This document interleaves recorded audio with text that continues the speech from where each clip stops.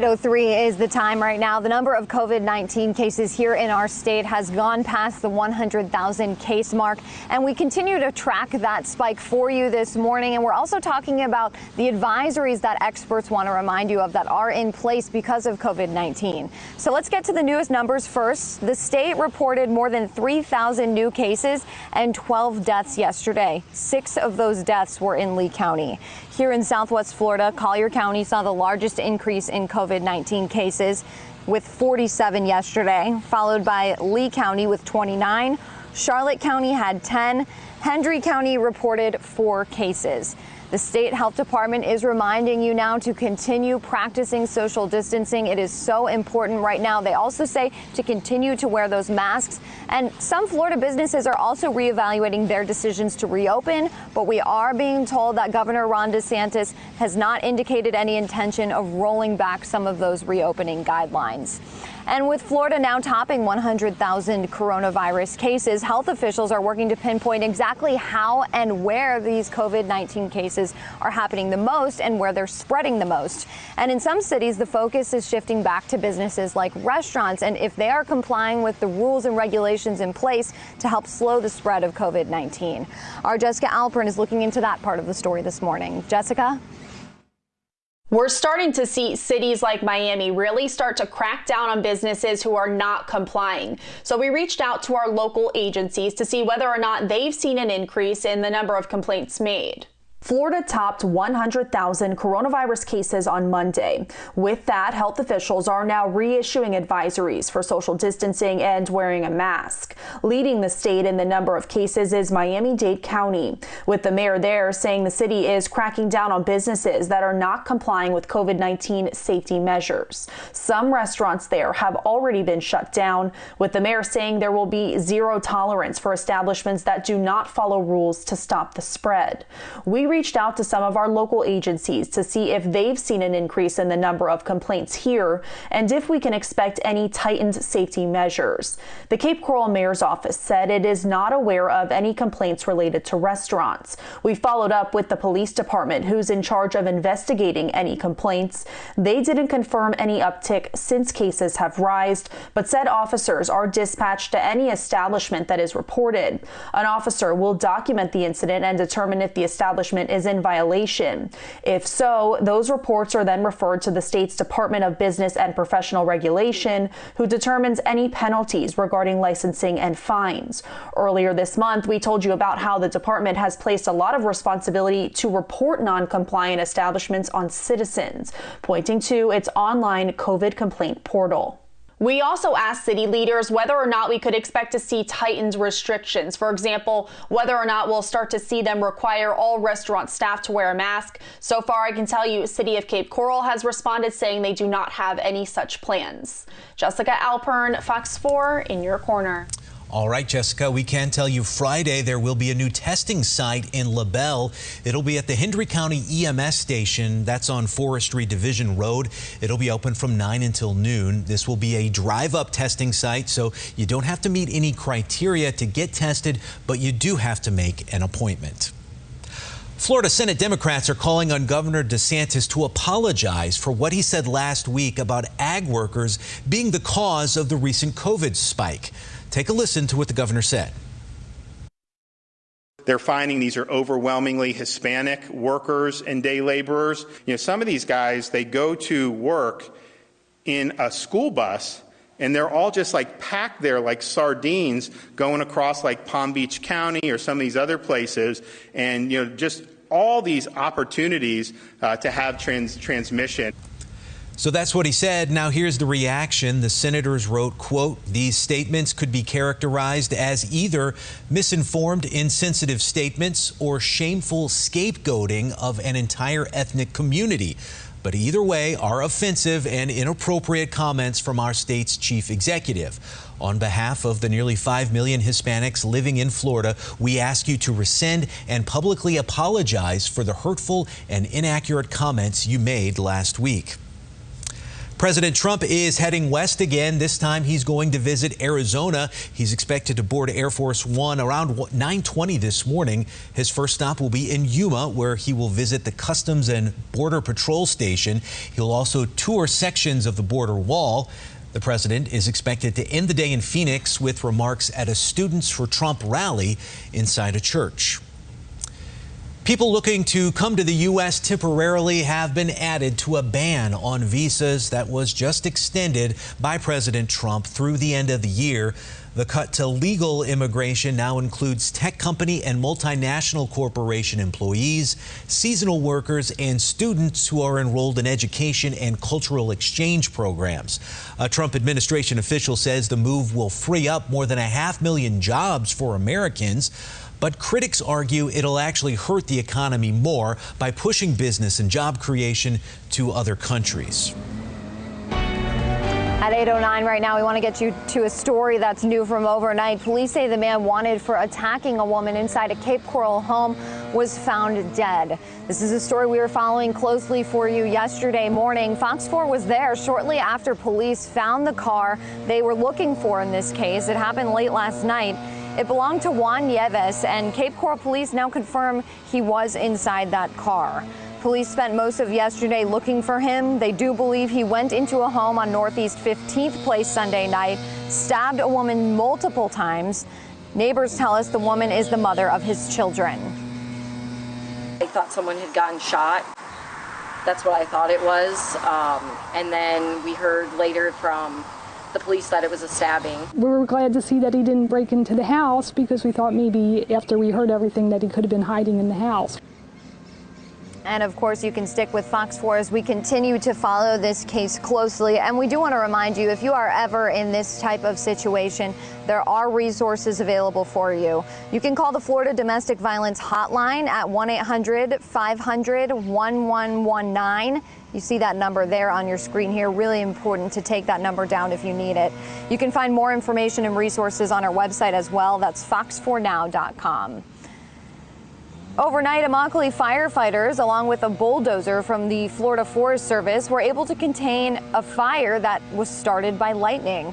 This happened at West Clock Street and State Road 29 last night.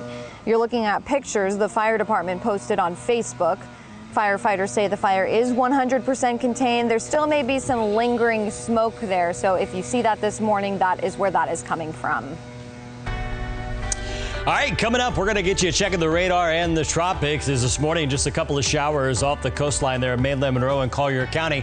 Over the weekend, our rain chance shoots up. We'll have a look at that and the tropics coming up in a bit. Good morning, Southwest Florida. We're showing you a look at the new Cat Cafe in Fort Myers, and this is just one of the cool areas. This is what the bathrooms look like. So yeah, we're gonna go wash our paws. We'll see you after the break. See you guys. You're watching Fox 4 Morning News. Tom. Well, there is something new and interesting that has just opened in Fort Myers. It's a cat cafe. So if you are just a lover of all things feline, this is definitely the place for you. And if you're interested in getting a little preview of what you might expect there, Nolani is there this morning at the Caddyshack Cat Cafe. Nolani, how's it going? Good morning. I'm joining you from the first Cat Cafe in Fort Myers. I'm here with Amber. She's one of the co-owners, and we're giving you a show of some of the popular items on the menu. So tell us a little bit about what we have here. Sure. So in addition to our custom lattes, like our torty and our tabby, we also have the Cheshire Cat Magic Lemonade. If you'll just pour your potion in, you'll see it happen right before your eyes. We've paired that with a paw print macarons for you. Love that. That is cool. Okay. And then also their menu is adorable, guys. I was just trying to practice on it. It's a Cate Miaucha Miauchiato. There you go. A hot choco cat. Yeah, our torty is actually our spicy coffee, going after the tortitude of the attitude of the torty. The tuxedo has been a big favorite. The tabby with caramel and cookie butter is also one of my favorites. Ooh, yum. Ooh, and I feel like I gotta try this. In addition to our coffee and our lemonade, we have beer and wine options. Our Meow-mosa has been a fan favorite. Meow. Wait, what is it? Meow-mosa. Meow-mosa. Let's try it. Ooh, magical. And then what do we have here? We have our paw print and cat face macaroons. Just a little spin. We try to bring a fun, nostalgic feel to all of our offerings here in the cafe. So cute.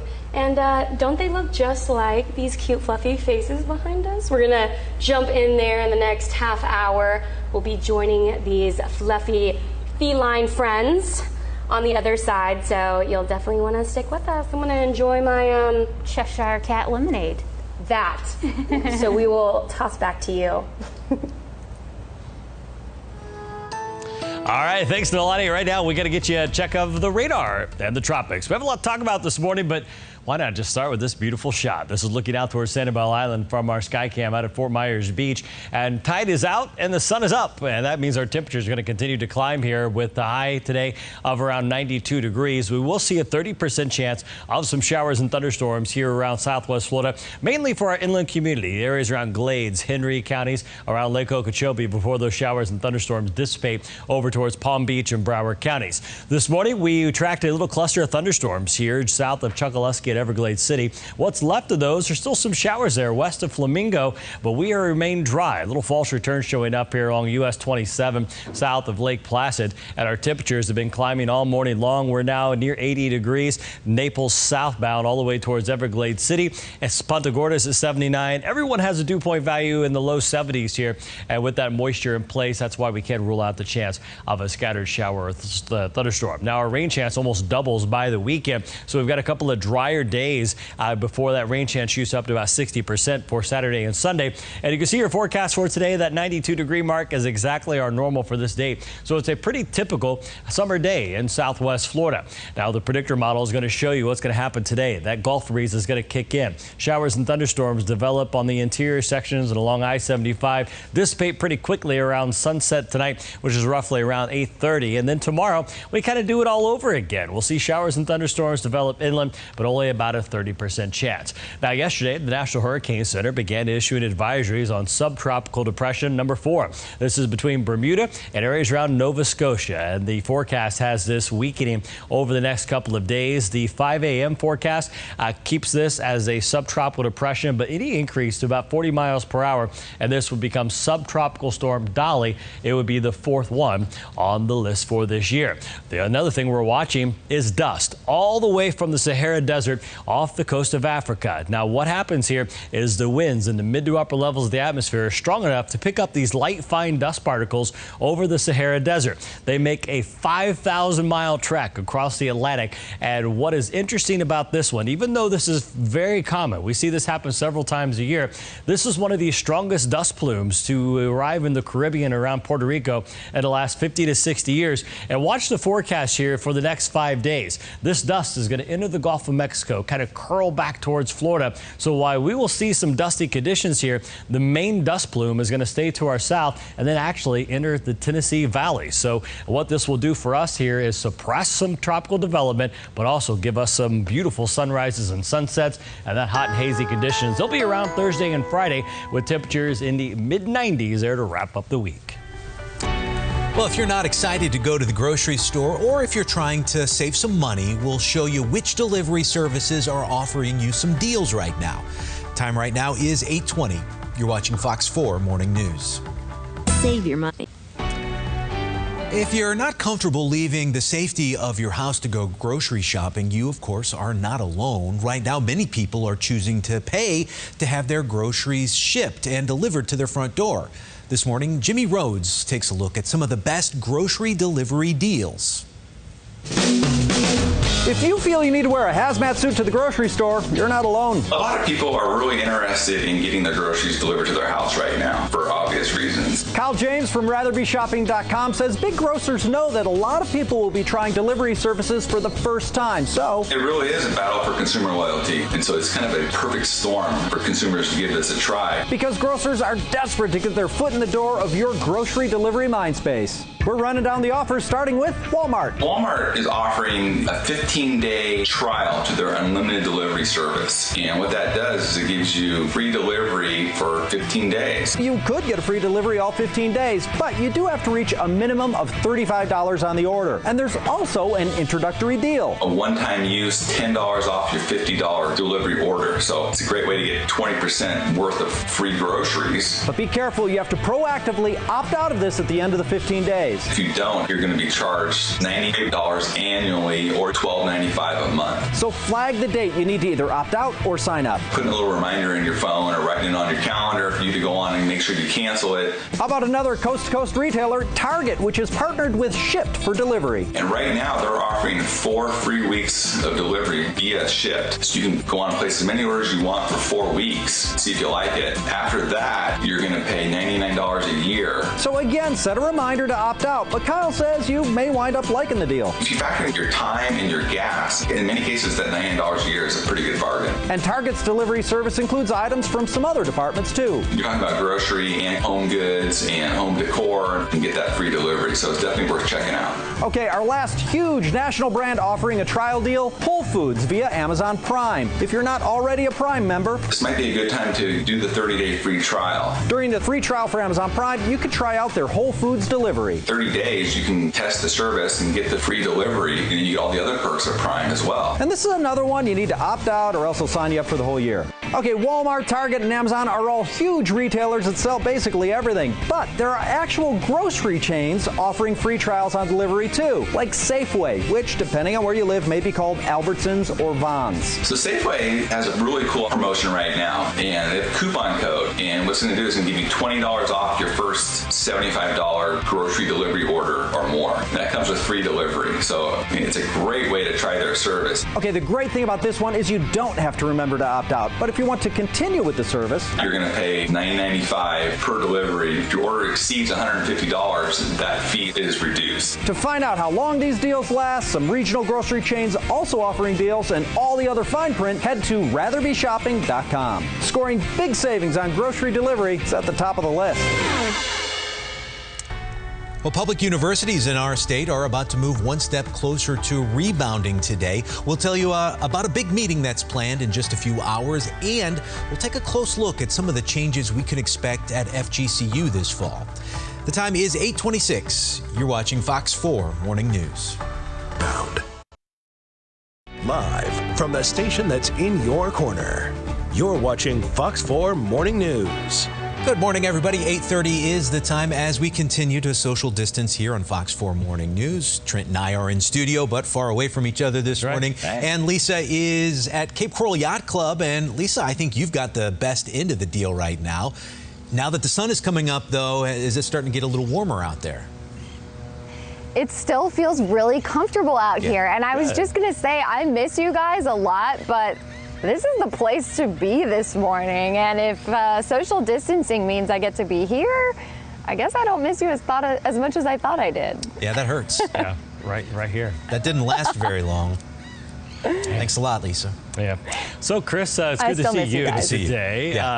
No, listen, I love seeing a smile on Lisa's face because, boy, she had it rough there a couple weeks ago when it was so humid outside. And even though it's comfortable now that the sun is up, our temperature is going to go up around 92 degrees, which is pretty typical for this time of year. And we will see some showers and thunderstorms build as well. We have a 30% chance to see those. This morning, things are pretty quiet. We'll put this into motion, and we were tracking a cluster of thunderstorms over the southeastern Gulf of Mexico really early this morning, but they've pretty much all but gone. Now, as far as those temperatures, we're sitting anywhere from 83 degrees in Marco Island to 80 in Port Charlotte and Northport, 79 there in Punta Gorda. And you can see the dew point values. They're still in the low to mid 70s. And with all sunshine here early, we're going to climb quickly. By lunchtime, we'll be sitting in the low 90s. Heat index values over 100. And coming up, we'll check about the tropics and increasing chance of rain for the weekend. Stick around. All right, Trent, let's go back out to our breaking news scene in Golden Gate. This is what it looks like right now on the scene of a deadly house fire there. This is on 24th Avenue Southwest. It's close to Santa Barbara Boulevard and Coronado Parkway. So here's what the Collier County Sheriff's Office tells us they got here along with the Greater Naples Fire Rescue Team at just after midnight this morning.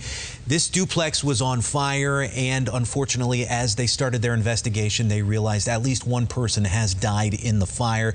You can see the fire gutted pretty much the entire right side of that duplex, and the roof is mostly gone as well. So the Fox 4 breaking news tracker has been on scene here for a number of hours right now, and we were able to speak to a woman who lives in the other side of this duplex. She said she heard a loud noise this morning, and the man who lives in the part that is burned out came and told her to get her children out. They are safe, but again, we know at least one person has died in this house fire. 8:32 is the time right now. It's summer session for colleges and universities in our state right now. So that means that students are still learning virtually. But come fall, we know that our 12 universities here in Florida do plan to reopen for the fall semester. And there's been a lot of talk about how exactly that's going to happen. Our Jessica Alpern has been talking with the Board of Governors in depth about this over the last few months. They did release some of that plan that is in place or expected to be in place in just a bit. And she joins us now with an update on that meeting that's scheduled for today. Jessica? Well, you'll recall I've really been following this story all month long and working to give you an inside look at the conversations happening behind the scenes when it comes to speaking with those who are tasked with really overseeing this process. So first we told you when those universities were developing their individualized plans. Then we talked about once those plans were submitted. Now today is the day I can tell you that all 12 universities will present those plans. All 12 of Florida's public universities will present their plans for reopening in the fall during a meeting hosted at the University of Central Florida later this morning. It will be the biggest step toward rebounding we've seen the state university system take so far. You'll recall I interviewed Board of Governors Chair Sid Kitson earlier this month, who explains that this is when we'll really get an inside look at what individual plans to reopen schools like FGCU will look like. From taking a look at the Schools Protecting the Nest plan that was submitted, I can tell you it includes things like a phased employee return to campus. This is to ensure social distancing, availability of PPE, and testing capabilities. It details strategies like alternating days and remote work when possible for staff. An example timeline based on conditions of when the report was submitted earlier this month shows we could see 25 to 30% of staff and faculty return to campus in phase 1. And it says face masks or coverings will be encouraged for anyone on campus when in the presence of others, including for students, faculty, staff, vendors, and visitors. The plan says one cloth face covering will be provided to all employees and students, and says disposable masks and face coverings will be available for purchase in the university bookstore and in vending machines on campus. Of course, today's meeting comes as we have seen cases across the state of Florida top 100,000. So there is the chance that some of the stuff outlined in plans like this could change. Of course, we will let you know everything that happens at this morning's meeting. Jessica Alpern, Fox 4 in your corner. And Jessica, we know that at this meeting, each school will talk about its plan for reopening for about 20 minutes each. Florida Gulf Coast University is scheduled to present their plan at 1:05 p.m. And of course, you can count on Fox 4 to let you know what happens. But we do know what this plan includes as of right now. Mandatory coronavirus staff training for students as well. Classrooms will be cleaned once a day with an emphasis on high-touch areas. Disposable surface wipe stations will be installed in every classroom, computer lab, multi-purpose room, and common area. 50% of all courses will be offered face-to-face format, with the priority being given to undergrad classes.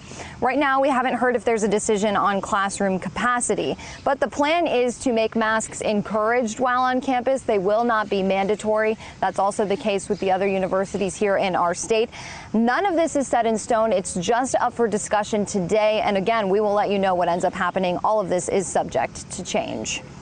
Parents, you can now register your children for VPK summer school here in Lee County.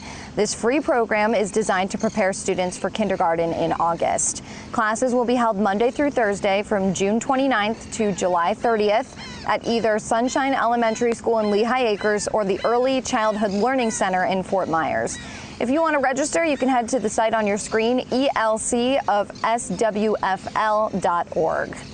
Also this week, the Foundation for Lee County Public Schools will be having a back-to-school supply drive. We know so many children need these crucial supplies. They include things like pencils, paper, backpacks. It starts Thursday and will run through August 5th at different locations in Lee County. So you can see a full list on your screen of all the supplies they need here. You can also find more information when you go to leeschoolfoundation.org. You know, here at Fox 4, we want to make sure you know about all of the resources out there to help you if you're struggling during the pandemic. So here's where you can go for food today. The Harry Chapin Food Bank will be at the Boys and Girls Club in Immokalee and the Chalo-Nitka grounds in Moorhaven. They both run from 10 to noon. And the Community Cooperative will be at they'll have a mobile food pantry today from 3 to 5 at Veterans Park in Lehigh Acres. You should go early to all of these locations because there will be a lot of people and a long line. You'll stay in your car and volunteers will fill your trunk with the food. Meals of Hope is partnering with Lab 24 to offer free testing at its mobile pantries.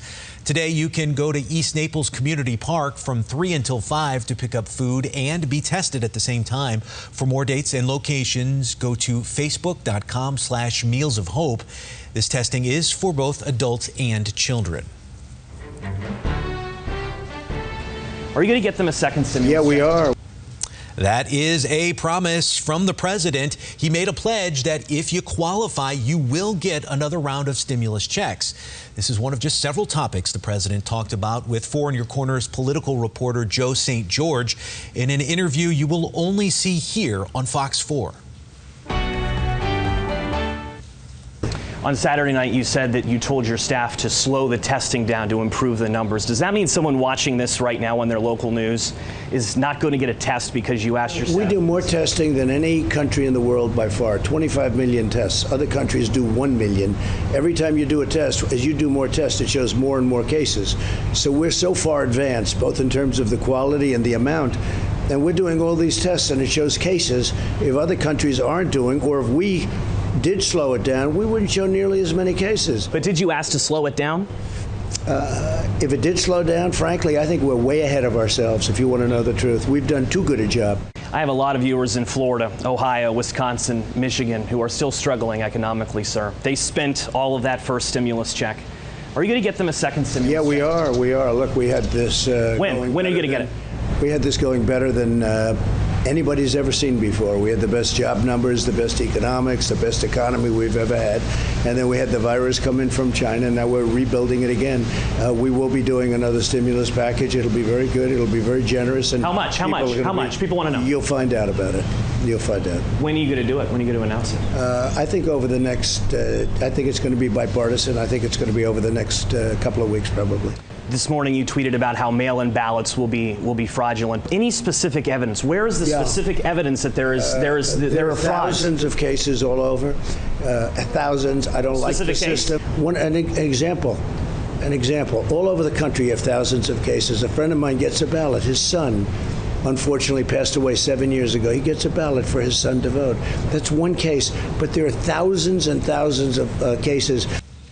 We do want to let you know secretaries of state and other election officials do not believe that's the case. It's important to note, despite his assertion in our interview, there has been no concrete evidence provided to back up the president's claims about widespread ballot theft. Well, this morning we're learning two more of the president's staffers who were at this rally in Tulsa Saturday have tested positive for coronavirus. That brings the total to 8. And then hours after the president finished speaking, CNN reported 2 Secret Service agents also tested positive for the virus. People at the rally were not required to wear a mask or practice social distancing, despite public health experts stressing the importance of both. Fort Myers leaders want your help to update a plan to make the city friendlier to people who walk and ride their bikes. The idea is to create a better network of sidewalks and bicycle lanes to make it safer for people to get around. The interactive map is available online, and you can see there are areas pinpointed for improvement. All you have to do is click on the area that you feel is a concern for walkers and people on bikes. You can go to our website, fox4now.com, to get a look at the map and submit a comment. All right, coming up after the break, we're going to walk you through the latest in the tropics as the National Hurricane Center is issuing advisories on subtropical depression number 4. We'll have that and a look at the forecast for your Tuesday coming up in a bit. Good morning, Southwest Florida. We are back at the Cat Cafe here in Fort Myers. You know, just showing you some cute, fluffy felines that are also adoptable. We'll be showing you much meow after the break. You're watching Fox 4 Morning News.